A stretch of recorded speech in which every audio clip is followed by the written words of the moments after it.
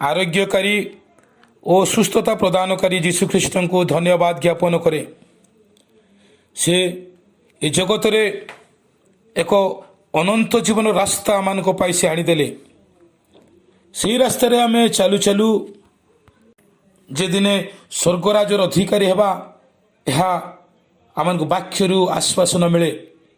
आज आसतु प्रिय मोर श्रोता बंधु माने 10 जन कुष्ठी विषय आम शुणा हूँ तो पूर्वर यही विषय आम अनेक थर शुणीचु तथापि आज आम किसी समय आलोचना करवा जहाँ लुक पुस्तकतार 17 पर्वर 11 पदरू किसी अंश मध्य लिखा जाए। आसतु आम ताहा पढ़ा। से जेरुसलाम को यात्रा करने समय समीरण और गालिली मध्य दे गमन करुथिले। आउ से कौन गोटे ग्राम प्रवेश करते 10 जन कुष्ठी ताहांक सहित साक्षात कले। से मैंने दूर रे ठिया होई उच्च स्वर रे कहिले, हे गुरु, हे जीशु गुरु, आम मान को दया करंतु। परे आमे परवर्ती पद पढ़िबा। इठारे लेखा अछि जीशु जेतेबेले से जेरुसलाम को यात्रा करुथिले से समीरण दे यात्रा करुथिले। आउ ये समीरण एपरी एक गाँ गुड़िक थिला जो जगह समीरण लोक मान रहुथिले। एमान को समरिया लोक बोली भी कहा जाउथिला जहाँ पुरातन नियम रे कहा जाए। आमे ता पूर्वर भी आमे देखुछे जे जीशु एपरी समीरण एक गाँ को से केते जन शिष्य को से पठेई थिले, किंतु सेथिर लोक माने समीरण लोक माने से माने ग्रहण कले नाई। प्रिय बंधुगण, मु आपण मानकु ए समीरणा रो तात्पर्य कहिबाकू चाहे। बाइबल प्रकारे बा नूतन नियम रो आधार अनुसार ए माने एक विजातीय लोक थिले बोली जणा जाए। विशेष करी समरियार लोक मानकु समीरण बोली कहा जाउथिला। आउ द्वितीय राजा तार यदि देखिए 17 तार 2 पदरू ए स्थान रे हस्य बोली जड़े व्यक्ति जे कि से इस्राएल राजा थिले। आउ से ईश्वर को इच्छा अनुसार न चली से कुकर्म कले, से प्रभु को विरोध रे गले। तेणु परमेश्वर तांको उपरे दुख प्रकाश कले। आउ आसीरियर राजा जाकू असुरर राजा बोली कहा जाए से इस्राएल विरुद्ध रे युद्ध कले। आउ इस्राएल को से परास्त कले। परास्त कला परे इस्राएल लोक मानकु बा जिहुदी मानक मध्यरु स्वास्थ्यवान कार्यक्षम मान्यगण्य एपरी जिहुदी लोक मानकु से कृतदास करी निज राज्य को नहीं गले। पुणी किछि समय परे से आसीर राजा पुनर्बार समरिया को मध्य से अधिकार कले। पुणी समस्त को से बंदित्व नहीं बाबिलोन रो पार्श्वस्थ थिबा समरिया प्रदेश रे से बास करैले। सेठारे से माने जेतेबेले जिहुदी माने बसवास कले से बसवास करिबा समय रे जिहुदी मानक सहित सेठाकार अधिवासी मानकर विवाह संबंध हैला। जिहुदी माने से मानक सहित विवाह कले बा सेठिकार लोक माने जिहुदी मानक सहित विवाह कले। आउ से मानकर औरस रे जो छुआ जन्म हैला, जो संतान संतति जन्म हैला बा जो जाति जन्म हैला ताहार नामकरण हैला समीरणिया। से समीरण जाति आज नूतन नियम आम देखुछु एक नीच जाति, एक घून्य जाति, एक सान जाति बोली आख्या पाई आसी। आउ यही लोक माने सबू जीशु को ग्रहण करुनथिले। जेतेबेले जीशु आसी प्रचार कले जीशु को प्रचार रे माने संतुष्ट नथिले। आउ सेही समीरणिया गाँ दे जीशु जाउथिबा समय रे से गाँ मध्यरु 10 जन कुष्ठी आज बाहर होइछंती। से माने जीशु को देखि कहउछंती, हे जीशु गुरु, आम मानकु दया करंतु, आम मानकु सुस्थ करंतु, आम मानकु सुची करंतु। किंतु आम एठार देखुछु एक चमत्कार विषय जहाँ 14 पदरे लेखा अछि। पुणी से देखि कहिले तुम्हें मैंने जाए आपण आपणा को ଯାଜକ ମାନଙ୍କୁ ଦେଖାଅ ଆଉ ସେମାନେ ଯାଉ ଯାଉ ସୂଚି ହେଲେ। ପ୍ରିୟ ବନ୍ଧୁଗଣ, ଯୀଶୁ ସେମାନଙ୍କୁ ସ୍ପର୍ଶ କଲେ ନାହିଁ, ଯୀଶୁ ସେମାନଙ୍କୁ ସୁସ୍ଥ କଲେ ନାହିଁ, ଯୀଶୁ ସେମାନଙ୍କୁ ପ୍ରାର୍ଥନା କରି ଆରୋଗ୍ୟତା ପ୍ରଦାନ କଲେ ନାହିଁ, କିନ୍ତୁ ଆଜି ସେମାନଙ୍କୁ କହିଲେ ତୁମେ ଯାଅ ଯାଜକମାନଙ୍କୁ ଦେଖାଅ। ଏଥିର ଅର୍ଥ କ'ଣ? ଯୀଶୁ କାହିଁକି ସୁସ୍ଥ କଲେ ନାହିଁ? ଯୀଶୁ ତ ପ୍ରାର୍ଥନା କରିଥାନ୍ତେ, ଯୀଶୁ କହିଥାନ୍ତେ ତୁମେ ସୂଚି ହେଲ, ତୁମେ ସୁସ୍ଥ ହେଲ, ନ ତୁମ ବିଶ୍ୱାସ ତୁମକୁ ସୁସ୍ଥ କଲା। ଯୀଶୁ ଏପରି କିଛି କହିଲେ ନାହିଁ। ଜଗତରେ ଥିଲାବେଳେ ସେ ଏପରିକି ମୃତମାନଙ୍କୁ ସେ ବଞ୍ଚାଇଲେ, ଛୋଟାମାନଙ୍କୁ ଚଲେଇଲେ, କିନ୍ତୁ କାହିଁକି ଏପରି କାର୍ଯ୍ୟ ସେ କଲେ ନାହିଁ? ସେ କହିଲେ ଯାଜକମାନଙ୍କୁ ଦେଖାଅ। ଆଉ ଆମେ ଦେଖୁଛୁ ଏ ସ୍ଥାନରେ ଏଇ କୁଷ୍ଠୀମାନେ ସବୁ ଯୀଶୁଙ୍କ କଥାରେ କୌଣସି ପ୍ରତି ଉତ୍ତର କଲେ ନାହିଁ, ଉତ୍ତର ଦେଲେ ନାହିଁ। ପ୍ରଭୁ, ଆପଣ ସିନା ପ୍ରାର୍ଥନା କରିଥାନ୍ତେ, ଆପଣ ସିନା ସୁସ୍ଥ କରିଥାନ୍ତେ, ଆମେ ଶୁଣିଛୁ ଆପଣ ଅନେକ ଲୋକମାନଙ୍କୁ ସୁସ୍ଥ କରୁଛନ୍ତି, ମୃତମାନଙ୍କୁ ଜୀବନ ଦାନ କରୁଛନ୍ତି, ଆମକୁ କାହିଁକି ଯାଜକମାନଙ୍କ ନିକଟକୁ ପଠାଉଛନ୍ତି? ସେ ଯାଜକମାନେ ପୁଣି କିଏ? କାହିଁକି ଆମେ ଯିବୁ? ଏହିପରି କିଛି କଥା ସେମାନଙ୍କ ମୁଖରୁ ବାହାରିଲା ନାହିଁ। ସେ 10 ଜଣଙ୍କ ଭିତରେ ବି କେହି ବି ନୁହଁ, ସେମାନେ ସମସ୍ତେ ଆଜି ଯୀଶୁଙ୍କ କଥାରେ ସେମାନେ ଚାଲି ଯାଉଛନ୍ତି। ଆମେ ଦେଖୁଛୁ ସେଦିନ ଯେତେବେଳେ ଉପର କୋଠରୀରେ ପେଣ୍ଟିକଷ୍ଟ ଦିବସରେ 120 ଜଣରୁ ଉର୍ଦ୍ଧ୍ୱ ଲୋକ ଥିଲେ, ସେମାନେ ବି ସମସ୍ତେ ଏକମତ ଥିଲେ, କେହି ମଧ୍ୟ ଦୁଇ ମତ ନଥିଲେ। ଆଉ ଯୀଶୁ କହିକି ଗଲେ, ମୁଁ ଯାଉଛି, ଗଲା ପରେ ସେଇ ସାହାଯ୍ୟକାରୀ ପବିତ୍ର ଆତ୍ମାଙ୍କୁ ପଠେଇବି। କିନ୍ତୁ ଦେଖୁ ଦେଖୁ 10 ଦିନ ବିତିଗଲା, କେହି ବି କହିଲେ ନାହିଁ ଆରେ ଯୀଶୁ କ'ଣ ମିଥ୍ୟା କହିଲେ କି? 10 ଦିନ ହେଇଗଲାଣି, 2 ଦିନ ହେଇଗଲା, 5 ଦିନ ହେଲା, ଦୁଇ ମତ କେହି ବି ନଥିଲେ, ସମସ୍ତେ ଏକମତ ଥିଲେ। ଯୀଶୁ କହିଛନ୍ତି ସେ ନିଶ୍ଚୟ ପଠେଇବେ। ଆଜି ଏ 10 ଜଣଙ୍କ କଥା ବି ମୋତେ ଅନେକ ସମୟରେ ଆଶ୍ଚର୍ଯ୍ୟ ଲାଗେ।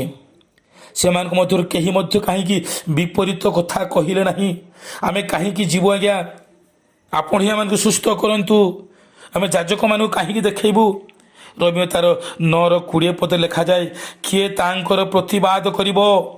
କିଏ ତାଙ୍କର ମନ୍ତ୍ରୀ କି ଯେ ତାଙ୍କୁ ଶିକ୍ଷା ପରାମର୍ଶ ଦେବ? ମନୁଷ୍ୟ ଆମେ ତାଙ୍କୁ କେବେ ବି ପ୍ରତିବାଦ କରିବା ନାହିଁ, ତାଙ୍କର କାର୍ଯ୍ୟ ନିମନ୍ତେ ଆମେ ଅଙ୍ଗୁଳି ଉଠେଇ ପାରିବା ନାହିଁ। ଏଠାରେ ମୁଁ କହି ରଖେ, ସେଇ କୁଷ୍ଠୀମାନେ ସବୁ ଭଲ ଭାବରେ ଜାଣିଥିଲେ ଯେ ଯାଜକମାନେ ହିଁ ସୁସ୍ଥତାର ରିପୋର୍ଟ ଦେବା ବ୍ୟକ୍ତିମାନେ। ସେମାନେ ସୁସ୍ଥତା ହେଲା ବୋଲି କହିଲେ ସୁସ୍ଥତାର ଖବର ଚାରିପଟେ ବ୍ୟାପିବ, ଆଉ ସେମାନେ ସୁସ୍ଥ ହେଲା ବୋଲି କହିଲେ ସମସ୍ତେ ଗ୍ରହଣ କରିବେ। ଲେବି ପୁସ୍ତକତାର ଯଦି 14 ପର୍ବରେ ଆମେ ଦେଖିବା, ଏହି କୁଷ୍ଠ ରୋଗର ସୂଚୀକରଣର ପଦ୍ଧତି ରହିଛି। ସେମାନେ ଏହା ସମ୍ପୂର୍ଣ୍ଣ ଭାବେ ଜ୍ଞାତ ଥିଲେ, ଏଥିପାଇଁ ଯୀଶୁଙ୍କ କଥାରେ ସେମାନେ ବିଶ୍ୱାସ କଲେ।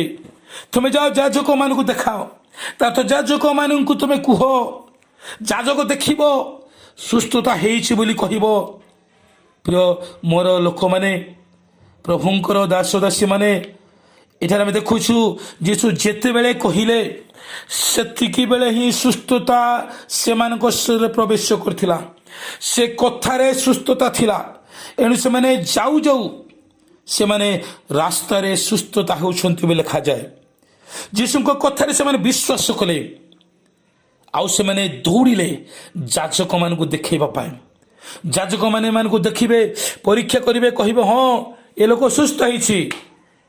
ତେବେ ମୋର ପ୍ରଭୁଙ୍କ ଲୋକମାନେ, ଏମାନେ ରାସ୍ତାରେ ଯାଉ ଯାଉ ସୁସ୍ଥତା ହେଇଛନ୍ତି। ରାସ୍ତାରେ ଯାଉ ଯାଉ ଦେଖୁଛନ୍ତି ସେମାନଙ୍କର ରୋଗ ଆଉ ନାହିଁ, ସେମାନେ ବେମାରୀ ନୁହନ୍ତି। ଏଠାରେ ଆମେ ଦେଖୁଛୁ ସମସ୍ତେ ସେମାନେ ଯାଜକ ନିକଟକୁ ଯିବା ବଦଳେ ସେମାନେ ଆପଣା ଆପଣା ଘରକୁ ଚାଲିଗଲେ, ଆପଣା ଆପଣା ପରିବାର ନିକଟକୁ ବାହୁଡ଼ି ଗଲେ। କିନ୍ତୁ ସେମାନଙ୍କ ମଧ୍ୟରୁ ସେହି ସମରଣୀୟ ଲୋକ ଯିଏକି ଜଣେ ଥିଲା, ସେ ଆଜି ଫେରି ଆସୁଛନ୍ତି। ସେ ଦେଖିଲେ ଯେ ସୁସ୍ଥତା ପାଇଛନ୍ତି, ସେ ଜାଣିଲେ ଯେ ସୁସ୍ଥତା ହୋଇଛନ୍ତି, ତେଣୁ ସେ ଯୀଶୁଙ୍କ ନିକଟକୁ ସେ ଫେରି ଆସୁଛନ୍ତି ଯୀଶୁଙ୍କୁ ଧନ୍ୟବାଦ ଦେବା ପାଇଁ। ଆଜିକାଲି ଅନେକ ଲୋକ ଏମିତି ଆମେ ଅଛୁ, ଆମେ ସୁସ୍ଥତା ପାଇଲା ପରେ ଯୀଶୁଙ୍କୁ ଆମେ ଫେରି ଚାହୁଁନାହୁଁ, ଆମେ ତାଙ୍କୁ ଧନ୍ୟବାଦ ଦେଉନାହୁଁ। ଆମେ କେବଳ ନିଜ କଥା ଚିନ୍ତା କରୁଛୁ, ନିଜ ବିଷୟରେ ଭାବୁଛୁ। କିଏ ଆମମାନଙ୍କୁ ସୁସ୍ଥତା ଦେଲା, କାହିଁକି ସୁସ୍ଥତା ଦେଲେ? ପ୍ରଭୁ ଆମମାନଙ୍କ ଠାରୁ ଏହିପରି ସେ ଆଶା କରନ୍ତି। ତା ତଳେ ଯଦି ଦେଖିବା 15 ପଦ ଯାହା ଲେଖାଯାଏ, କିନ୍ତୁ ସେମାନଙ୍କ ମଧ୍ୟରୁ ଜଣେ ଆପଣଙ୍କୁ ସୁସ୍ଥତା ହୋଇଥିବା ଦେଖି ଉଚ୍ଚ ସ୍ୱରରେ ଈଶ୍ୱରଙ୍କ ମହିମା କୀର୍ତ୍ତନ କରୁ କରୁ ବାହୁଡ଼ି ଆସି ଯୀଶୁଙ୍କ ଚରଣ ତଳେ ପଡ଼ି ଉବୁଡ଼ ହୋଇ ତାହାଙ୍କର ଧନ୍ୟବାଦ କରିବାକୁ ଲାଗିଲେ। ସେ ଜଣେ ସମୀରଣୀୟ ଲୋକ। ଏହି ସ୍ଥାନରେ ଯୀଶୁ କହୁଛନ୍ତି, ଆଉ କାହିଁ ସେ 9 ଜଣ? ସେମାନେ କୁଆଡ଼େ ଗଲେ? ତେବେ କେବଳ ଏଇ ବିଜାତି ଲୋକଟି ଛଡ଼ା କ'ଣ ଆଉ କେହି ବାହୁଡ଼ି ଆସିନାହାନ୍ତି? ଆମେ ସମସ୍ତେ ସ୍ୱାର୍ଥପର ଖ୍ରୀଷ୍ଟିଆନ। ଆମେ ଯେଉଁ ପର୍ଯ୍ୟନ୍ତ ପାଇବାକୁ ଚାହୁଁଥାଉ ସେ ପର୍ଯ୍ୟନ୍ତ ଯୀଶୁଙ୍କ ଠାରେ ଆମେ ଅଭିନୟ କରୁ। ଯୀଶୁ ବି ଜାଣନ୍ତି ପ୍ରିୟ ଲୋକମାନେ, କିନ୍ତୁ ସେ ଆମମାନଙ୍କୁ ଦୟାକରି ଆମ ଇଚ୍ଛାକୁ ସେ ପୁରା କରନ୍ତି। ମୁଁ ଜାଣିଛି, ଯାହା ମୋର ଚକ୍ଷୁ ଦେଖିଛି, ଆମ ପ୍ରାର୍ଥନା ଦଳରେ ଏପରି ଏକ ମା ଆସୁଥାନ୍ତି। ବିଗତ କିଛି ବର୍ଷର କଥା, ସେ ମା ତା ଜୀବନରେ ଛୁଆ ପାଇବା ପାଇଁ, ପିଲା ଛୁଆ ପାଇବା ପାଇଁ ସେ ଆସୁଥାନ୍ତି, ପ୍ରାର୍ଥନା କରୁଥାନ୍ତି। କିନ୍ତୁ ଯେତେବେଳେ ସେ ପିଲା ଛୁଆ ପାଇଗଲେ ଆଉ ଜମାରୁ ପ୍ରାର୍ଥନାକୁ ଆସିଲେ ନାହିଁ। ତାଙ୍କୁ ଯେତେବେଳେ ପଚରାଯାଏ, ଆଜ୍ଞା ଛୁଆ ପିଲା ବୋଲି, ଆଜ୍ଞା ସେମାନଙ୍କର ଯତ୍ନ ନେବା, କିନ୍ତୁ ତା ପୂର୍ବରୁ ଯେଉଁ ଉଦ୍ୟୋଗୀ ଥିଲା, ଯେଉଁ ଆତୁର ଥିଲା, ପ୍ରାର୍ଥନା ହେବା ପୂର୍ବରୁ ସେ ଆସି ବସିଥିବେ, ସେ ପ୍ରାର୍ଥନା କରୁଥିବେ, କାନ୍ଦୁଥିବେ। କିନ୍ତୁ ପରବର୍ତ୍ତୀ ସମୟରେ ପାଇଗଲା ପରେ ତା ଅବସ୍ଥା ପରିବର୍ତ୍ତନ ହୋଇଗଲା। ସେ ବଦଳିଗଲେ, ଆଉ ପ୍ରଭୁଙ୍କୁ ଧନ୍ୟବାଦ ଦେବାକୁ ଆସିଲେ ନାହିଁ। ଯଦି ମୁଁ କହିବି, ଆମେ ଠିକ୍ ସେହିପରି ଖ୍ରୀଷ୍ଟିଆନ। ଅନେକ ସମୟରେ ଆମେ ପ୍ରଭୁଙ୍କୁ ପଛରେ ପକାଇ ଦେଇଥାଉ, ପ୍ରଭୁଙ୍କୁ ଆମେ ଆଉ ସ୍ମରଣ କରିନଥାଉ, ତାଙ୍କ ମଙ୍ଗଳଦାନକୁ ମନେ ପକାଇ ନଥାଉ। ମୁଁ କହିବି, ସାରିଫତ ବିଧବା ମଧ୍ୟ ସେ 3.5 ବର୍ଷ ବଞ୍ଚିଲା ପରେ ସେ ପରମେଶ୍ୱରଙ୍କ ଲୋକଙ୍କୁ ଜାଣିପାରିଲା ନାହିଁ, ପରମେଶ୍ୱରଙ୍କୁ ଚିହ୍ନିଲା ନାହିଁ। ତେଣୁ ପରମେଶ୍ୱର ଯୋଜନା କଲେ ତା ପୁତ୍ରକୁ ନେବା ପାଇଁ। ଆଉ ଯେତେବେଳେ ପୁତ୍ରକୁ ନେଇଗଲେ, ସେତେବେଳେ ସେ ଶେଷରେ କହୁଛନ୍ତି, ତୁମ୍ଭେ ଯେ ପରମେଶ୍ୱରଙ୍କ ଲୋକ ଓ ତୁମ୍ଭ ମୁଖରେ ସଦାପ୍ରଭୁର ବାକ୍ୟ ଯେ ସତ୍ୟ, ଏହା ଏବେ ମୁଁ ଜାଣିଲି। ଯେତେବେଳେ ତା ଛୁଆ ବଞ୍ଚିଲା, ସେତେବେଳେ ସେ ଜାଣିପାରୁଛନ୍ତି ସେ ପରମେଶ୍ୱରଙ୍କ ଲୋକ ଆଉ ସଦାପ୍ରଭୁଙ୍କ ବାକ୍ୟ ଯେ ସତ୍ୟ। ଆଜ୍ଞା, ଆମେ କେତେବେଳେ ବୁଝିବା, କେତେବେଳେ ଜାଣିବା? ଆମେ ପରମେଶ୍ୱରଙ୍କୁ ଧୋକା ଦେଉଛୁ, ଯୀଶୁଖ୍ରୀଷ୍ଟଙ୍କୁ ଆମେ କଷ୍ଟ ଦେଉଛୁ, ତାଙ୍କୁ ଆମେ ଛାଡ଼ି ଦେଉଛୁ। କିନ୍ତୁ ସୁସ୍ଥତା ହେଲା ପରେ, ପ୍ରଭୁଙ୍କର ଆଶୀର୍ବାଦ ପାଇଲା ପରେ ଆମେ ତାଙ୍କୁ ମନେ ରଖିବାକୁ ହେବ। ନଚେତ୍ ଯାହା ଆମେ ପାଇଛୁ ତାହା ପୁଣି ହରାଇବାର ସମ୍ଭାବନା ରହିଛି। ଏକ ଉଦାହରଣ କହି ମୁଁ ସମାପ୍ତ କରିବାକୁ ଯିବି। ଗୋଟିଏ ଗ୍ରାମରେ ଏକ ନିରୀହ ବୁଢ଼ୀମାଟି ଥିଲେ, ବହୁତ ଗରିବ, ନିରାଶ୍ରୟ। କିନ୍ତୁ ସେ ପ୍ରଭୁଙ୍କ ଉପରେ ଭରସା କରି ପ୍ରାର୍ଥନା ଉପାସନା କରୁଥିଲେ, ଭୟଭକ୍ତିରେ ପ୍ରଭୁଙ୍କ ନିକଟକୁ ଆସୁଥିଲେ। ସେ ସବୁବେଳେ କାନ୍ଦୁଥାନ୍ତି, ପ୍ରଭୁ ମୁଁ କେମିତି ବଞ୍ଚିବି? ମୋ ପରିବାର, ମୋର ପୁଅ ଝିଅ, ମୋ ନାତି ନାତୁଣୀ କେମିତି ବଞ୍ଚିବେ? ସେ ସବୁବେଳେ ପ୍ରଭୁଙ୍କ ଠାରେ ବିନତି ପ୍ରାର୍ଥନା କରୁଥାନ୍ତି। ଏପରି ପ୍ରାର୍ଥନା କରୁ କରୁ ପ୍ରଭୁ ତାଙ୍କୁ ଆଶୀର୍ବାଦ କଲେ, ତାଙ୍କୁ ଅର୍ଥ ଯୋଗାଇଲେ। ସେ ଅର୍ଥରେ ସେ ଏକ ଛେଳି ଛୁଆଟି ସେ କିଣିଲା। ସେ ଅର୍ଥ ପରେ ପରେ ପୁଣି ସେ ଏକ ଗାଈଟି ମଧ୍ୟ କିଣିଲା। ଏହିପରି ହେଇ ସେ ଧୀରେ ଧୀରେ ତା ପାଖରେ 50-100 ଛେଳି ଛୁଆ, ଗାଈ, ଏହିପରି ସମ୍ପତ୍ତି ବଢ଼ିବାକୁ ଲାଗିଲା। ଯେଉଁ ସମୟରେ ସେ ପ୍ରାର୍ଥନା ଆସି ବସୁଥିଲା, ସନ୍ଧ୍ୟା ସମୟରେ ପ୍ରଭୁଙ୍କ ନିକଟକୁ ଆସୁଥିଲା, ଆଉ ଯେତେବେଳେ ଛେଳି ଛୁଆ ହେଲା, ଗାଈ ହେଲା, ଆଉ ସେ ପ୍ରାର୍ଥନା ଆସିବା ପାଇଁ ଇଚ୍ଛା କଲା ନାହିଁ। ସେ ପ୍ରାର୍ଥନା ଆସିବା ପାଇଁ ସମୟ ପାଇଲେ ନାହିଁ। କାରଣ ସେହି ସମୟରେ ସେ ଛେଳିମାନଙ୍କର କ୍ଷୀର ବିକ୍ରି ପଇସା, ଗାଈମାନଙ୍କର କ୍ଷୀର ବିକ୍ରି ପଇସା ସେ ହିସାବ କିତାବ କରିବାକୁ ଲାଗିଲା, ଯେଉଁ ସମୟରେ ସେ ପ୍ରାର୍ଥନା କରୁଥିଲା। ଏମିତି କିଛି ସମୟ ବିତିଗଲା। ପାଳକ ବାବୁ ଦେଖିଲେ ଯେ ଆଉ ସେ ବୁଢ଼ୀମା ଆଜିକାଲି ପ୍ରାର୍ଥନା ଆସୁନାହାନ୍ତି। ତାର ଅବସ୍ଥା କ'ଣ ହେଇଛି ସେ ଯେତେବେଳେ ବୁଝୁଛନ୍ତି ଲୋକେ କହିଲେ ନା ଆଜ୍ଞା ବୁଢ଼ୀମାର ଅନେକ ଗୋମେଷାଦି ପୋଲ ଅଛି, ଛେଳି ଗାଈ ଅଛି, ଆଉ ସେ ସେଥିରୁ ଭଲ ପଇସା ଆଦାୟ କରୁଛି, କ୍ଷୀର ବ୍ୟବସାୟ କରୁଛି। ଦିନେ ପାଳକ ବାବୁ ତାଙ୍କ ଘରେ ଗଲେ, ତାଙ୍କ ମିଶିଲେ, ବୁଢ଼ୀ ମାଆଙ୍କୁ ପଚାରିଲେ ମା ଭଲ ଅଛ? ହଁ ଭଲ ଅଛୁ ଆଜ୍ଞା। କ'ଣ ସବୁ ଚାଲିଛି? ହଁ ଆଜ୍ଞା ଜମାରୁ ସମୟ ମିଳୁନାହିଁ, ମୋତେ କିଛି ସମୟ ମିଳୁନାହିଁ। ସନ୍ଧ୍ୟା ସମୟରେ ମୁଁ ପ୍ରାର୍ଥନା ଆସିବି ବୋଲି କହିଲେ ବି ଆସିପାରୁନାହିଁ, କାରଣ ସେ ସମୟରେ ସମସ୍ତ ବ୍ୟବସାୟୀମାନେ ଆସୁଛନ୍ତି, କ୍ଷୀରର ହିସାବ କିତାବ କରିବାକୁ ପଡ଼ୁଛି, ପଇସା ହିସାବ କିତାବ କରିବାକୁ ପଡ଼ୁଛି। ସେ କହୁଛନ୍ତି ବୁଢ଼ୀ ମା ଆଜ୍ଞା ପ୍ରାର୍ଥନା କର, ଯେପରି ମୁଁ ପୂର୍ବ ପରି ଆଉ ଥରେ ଗିର୍ଜା ଘରକୁ ଆସିବି, ପ୍ରାର୍ଥନାରେ ଯୋଗ ଦେବି, ମୁଁ ଯେମିତି ଜୀବନଯାପନ କରୁଥିଲି ସେମିତି ଜୀବନଯାପନ କାଟିବି। ସେତେବେଳେ ପାଳକ ବାବୁ କହିଲେ ଠିକ୍ ଅଛି ପ୍ରାର୍ଥନା କରିବା। ସେ ପ୍ରାର୍ଥନା କରୁଛନ୍ତି, ହେ ସ୍ୱର୍ଗସ୍ଥ ପିତା, ପ୍ରେମିକ ପ୍ରଭୁ, ଧୂଳିରୁ ଦିନହୀନକୁ ଉଠାଇବା ପରମେଶ୍ୱର, ଗରିବ ଅନାଟରୁ ଧନୀ କରିବା ପରମେଶ୍ୱର, ଆଜି ଯେଉଁ ମାଙ୍କୁ ତୁମେ ହେ ପ୍ରଭୁ ଆଜି ତାର ଅବସ୍ଥାକୁ ପରିବର୍ତ୍ତନ କରିଛ, ପ୍ରାର୍ଥନା କରୁଛୁ ସେ କହୁଛନ୍ତି ତାର ପୂର୍ବ ଅବସ୍ଥାକୁ ସେ ଆସିବେ, ପୂର୍ବ ପରି ପ୍ରାର୍ଥନା କରିବେ, ଗିର୍ଜା ଉପାସନା ଆସିବେ, ତାକୁ ଏହିପରି ସାହାଯ୍ୟ କର। ଯୀଶୁଙ୍କ ନାମରେ ମାଗୁଅଛି ପିତା, ଆମେନ୍। ପାଳକ ପ୍ରାର୍ଥନା କଲେ, ସେ ଚାଲି ଆସିଲେ। ତା ଆର ଦିନ ଠାରୁ ପତନ ଆରମ୍ଭ ହେଲା, କାରଣ ସେ ନିଜେ କହିଲେ ଯେପରି ମୁଁ ପୂର୍ବ ପରି ପ୍ରାର୍ଥନାକୁ ଆସିପାରିବି ଏହିପରି ପ୍ରାର୍ଥନା କରନ୍ତୁ। ପାଳକ ବାବୁ ସେହିପରି ପ୍ରାର୍ଥନା କଲେ, ୟାର ପୂର୍ବ ଅବସ୍ଥାକୁ ଆଣ, ସେ ଆଗ ପରି ପ୍ରାର୍ଥନା ଉପାସନାକୁ ଉଦ୍ଯୋଗୀ ହେବ।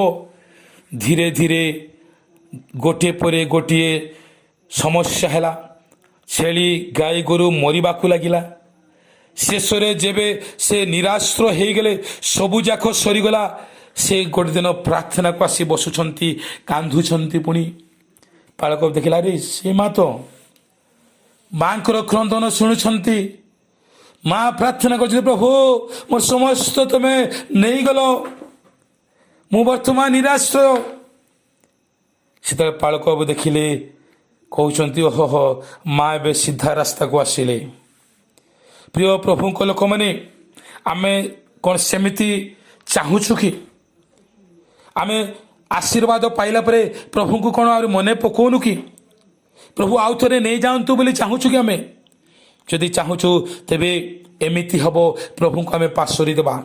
ଯଦି ଆମେ ଚାହୁଁଛୁ ଆଶୀର୍ବାଦକୁ ବରକରାର ରଖିବା, ଆମେ ସମାନ ଭାବରେ ବଞ୍ଚାଇ ରଖିବା, ତେବେ ପ୍ରଭୁଙ୍କୁ ସବୁବେଳେ ସ୍ମରଣ ରଖିବା, ତାଙ୍କର ମଙ୍ଗଳ ଦାନକୁ ଧନ୍ୟବାଦ। ପ୍ରଭୁ ଆମ ପ୍ରତ୍ୟେକଙ୍କୁ ଆଶୀର୍ବାଦ କରନ୍ତୁ, ଆମେନ୍।